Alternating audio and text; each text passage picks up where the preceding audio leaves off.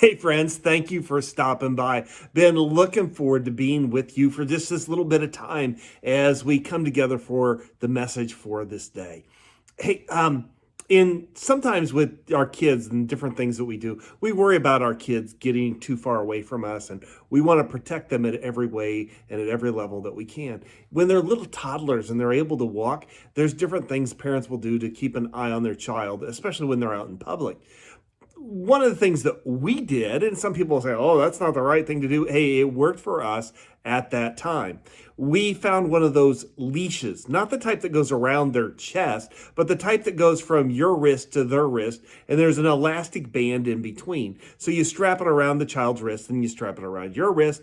That gives them the freedom to walk around, but not so far that they can get away from you where you're not protecting them, because our worst fear is something would happen to our child.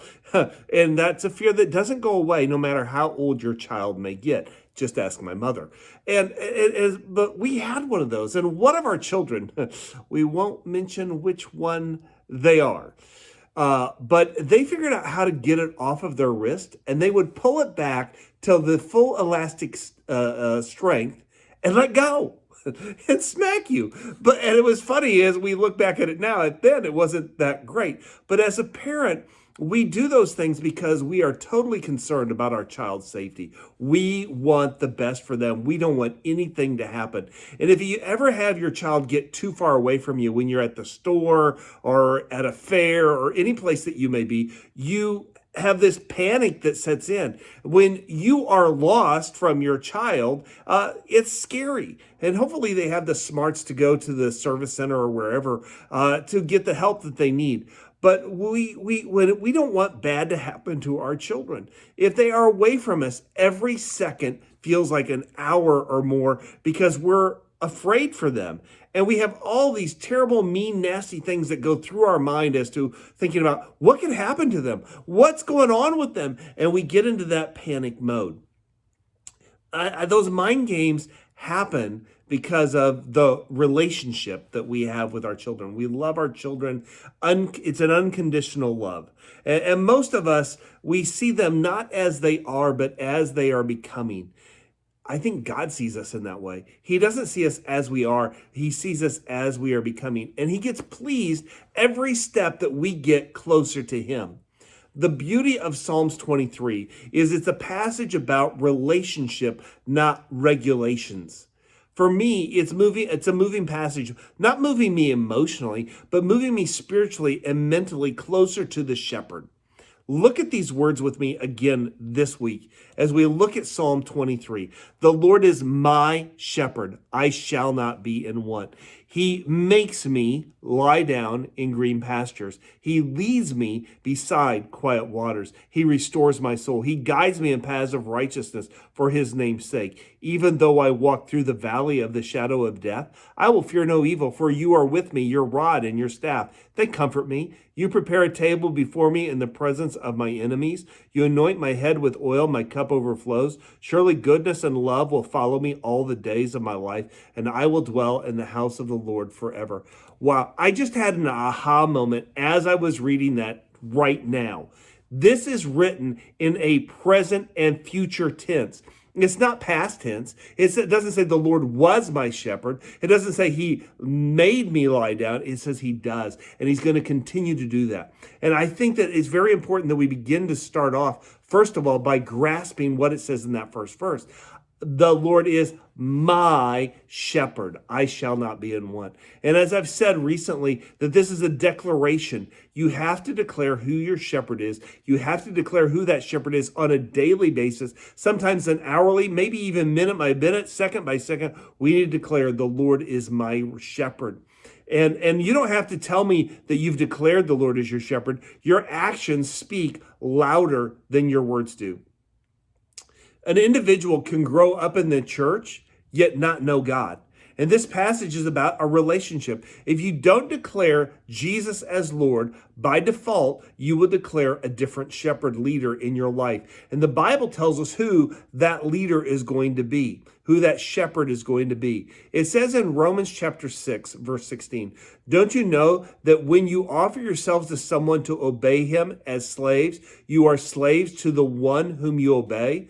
Whether you are slaves to sin, which leads to death, or to obedience, which leads to righteousness. But thanks be to God that though you used to be slaves to sin, you wholeheartedly obey the form of teaching to which you are entrusted. You have been set free from sin and have become slaves to righteousness. Now, do you remember what follows righteousness? Peace always follows righteousness. And the opposite of that is, or what happens when you follow unrighteousness? There's chaos. There's bondage to that sin. So often when Paul would write, he would say, this is what Christ has done. Now this is what you need to go do. And so that's what he's saying right here. In this psalm, it reminds me to keep my eyes on the shepherd, the true shepherd, the one that loves me and has a destination in mind for me. Paul wrote in Colossians chapter 3, verse 1, since then you have been raised with Christ, set your hearts on things above where Christ is seated at the right hand of God. I want us to look at this Psalm 23, verse 4, closer than the other passages today. We're just going verse by verse through this. And there is this is one of those verses that it's going to take a lot more to unpack, but I hope that you can do a lot of that on your own. He says, even though I walk through the valley of the shadow of death, I will fear no evil, for you are with me. Your rod and your staff, they comfort me. Shadows are intimidating. In the middle of the night, we might see one on the wall of the room that we're in, and we become scared. And depending on the distance there is between that light and the object is the size of the shadow. Shadows, though, have no power. Shadows can move another object. They are limited by the light that is surrounding them. And shadows have to obey the light. Shadows also have a positive role. Oklahoma, during the summer, we might park our car under the shade of a tree. But what is shade? It's a shadow. It's a blocking of the light. And we do that so that the inside of our car won't be as hot as it is outside. Yet remember what it says in Psalm 91. He who dwells in the shelter of the Most High will rest in the shadow of the Almighty. And the shadow of Psalms 23 is this place of safety. It's a place of rest. It's a place of comfort. And the peace comes as we recognize what it is that our shepherd is doing. And as we look at what our shepherd is holding, a rod and a staff. I don't know if he's holding the right one in the right and one in the left, or which one, but he has those weapons. And if Jesus isn't your shepherd, what weapons of defense does your shepherd have? Intimidation? Intimidation of you. Wouldn't it only be the only tool that, if you don't have Jesus as your shepherd, the only tool that shepherd would have would be a sickle? And isn't that what the Grim Reaper carries? Yes, because this is what Jesus said. Jesus said that the thief only comes to steal, kill, and destroy. I, Jesus, have come that you may have life and have it to the full. And I mean, the staff and the sickle, they have this in common. There's a hook on them. And the difference is the sharpness of the edge of one. One is designed to cut and to kill, and the other is designed to pull to safety. The rod was used to beat off an enemy, beat off an attacker. I've heard it said, but I think it's totally wrong that the shepherd would use a rod to break the leg of a sheep that was kind of wayward, a sheep that was rebellious. And then they would mend that and carry that sheep around until it was well, so it would be dependent upon the shepherd. I don't think that's true. I think that is as big of a lie as anything.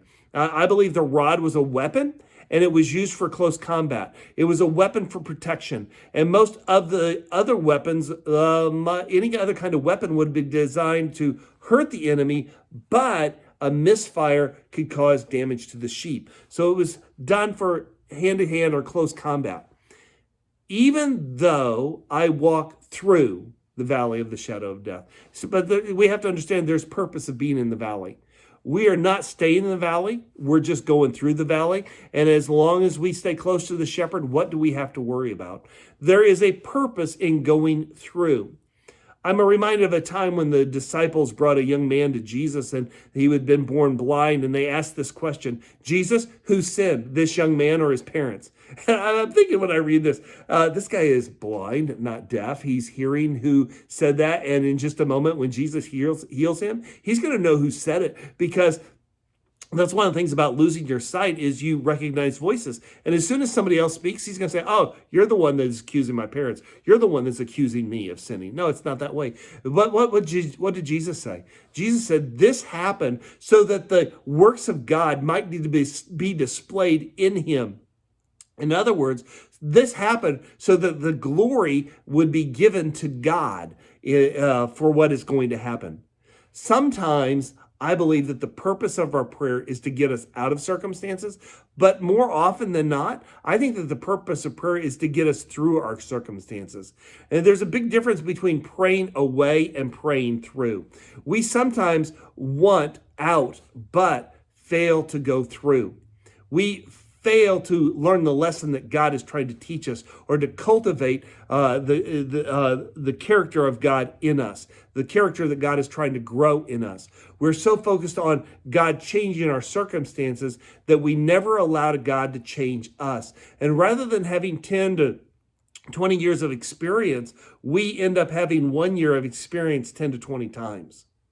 There are times for get me out of this prayers, but sometimes we need to just pray and say, God, get me through this.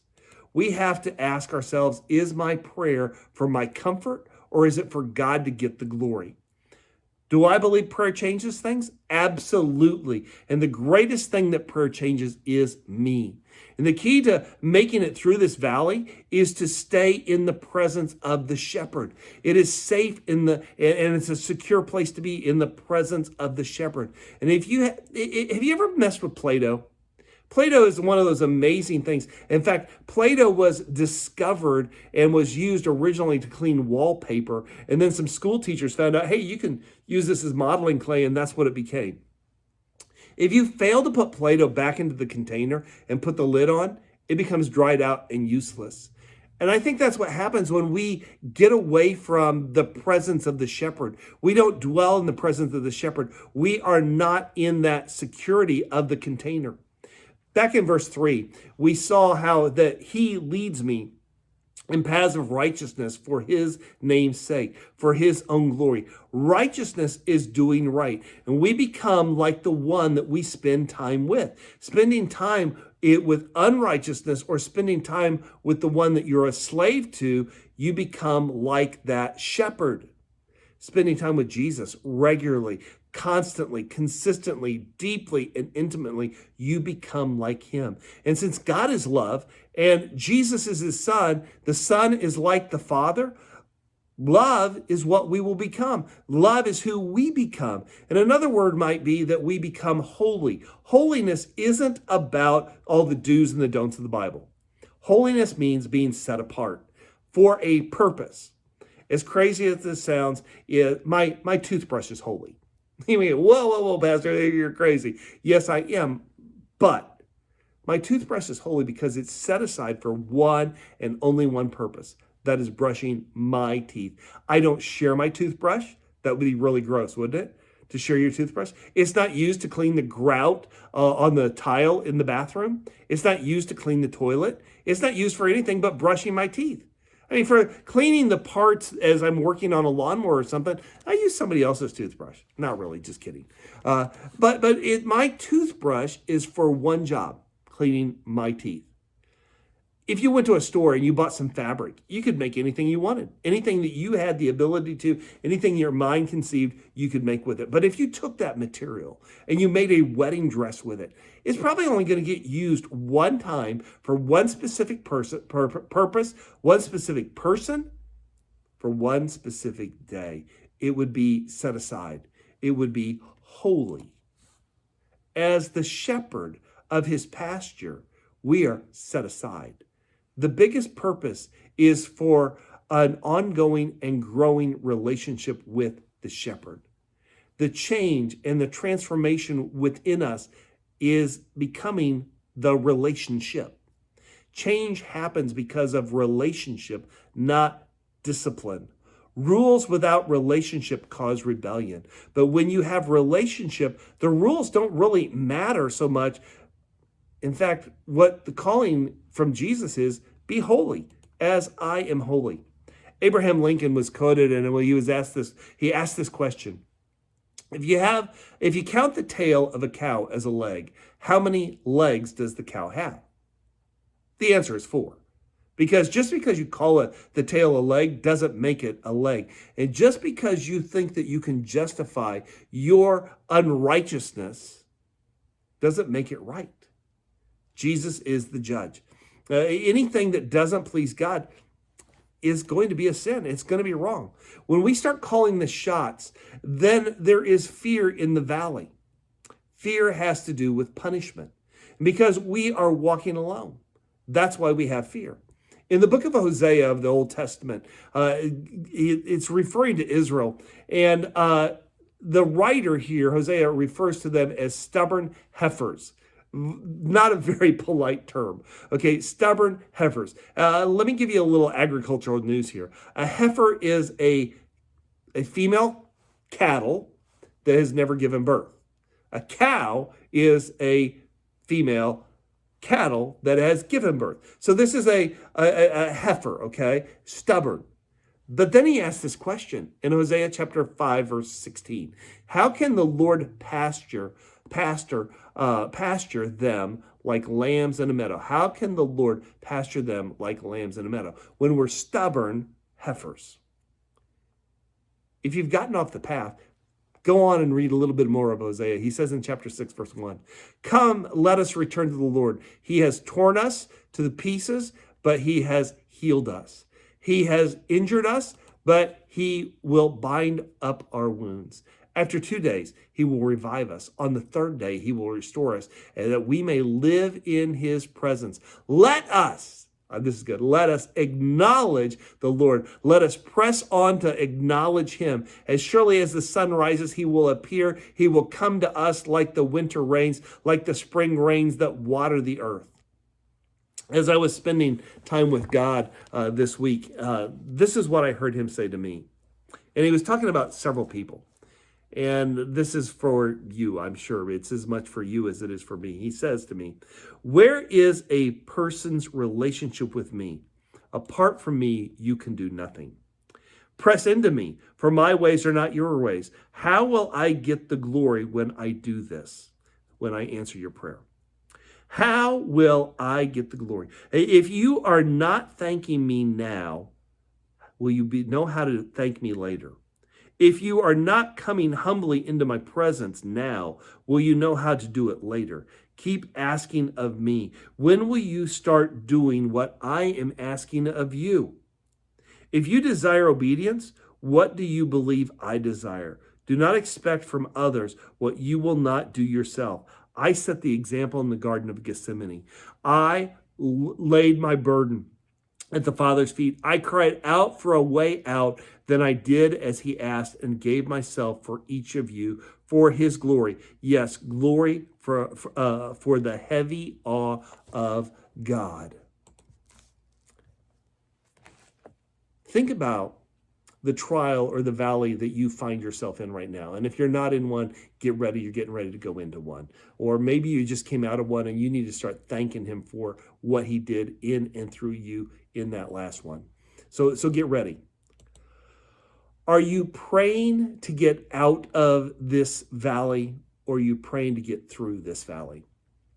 How do you desire, who do you desire to receive the glory and the praise? Who are you praising or condemning right now through this? There are going to be times when you hear or you know that there's a storm coming. You can't sit there and think, well, everything's going to be okay. Everything's going to be okay. They've got to change courses. If a hurricane is coming and you've heard the warning, the right thing to do is take the steps to ensure the safety of your house, whether that means boarding it up and you leaving in faith, or doing whatever they have taught you to do when the big storm is coming. Don't focus on the storm. Get a different focus. Look for the good and focus on it. Focus on the shepherd and not the storm around you.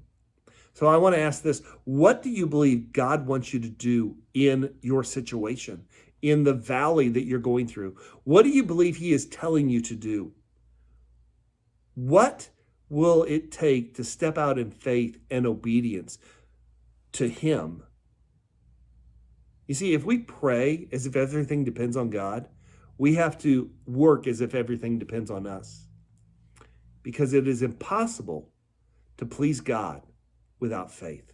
Hey, thanks for paying attention today. Thanks for joining us. For those of you that continue to send your financial support to the First Church of God, thank you so much. And we're praying for you. I ask that you be praying for us, and may God bless you as you continue to follow him. Stay close to the shepherd. That's where you need to be as you go through the valleys. Bye-bye.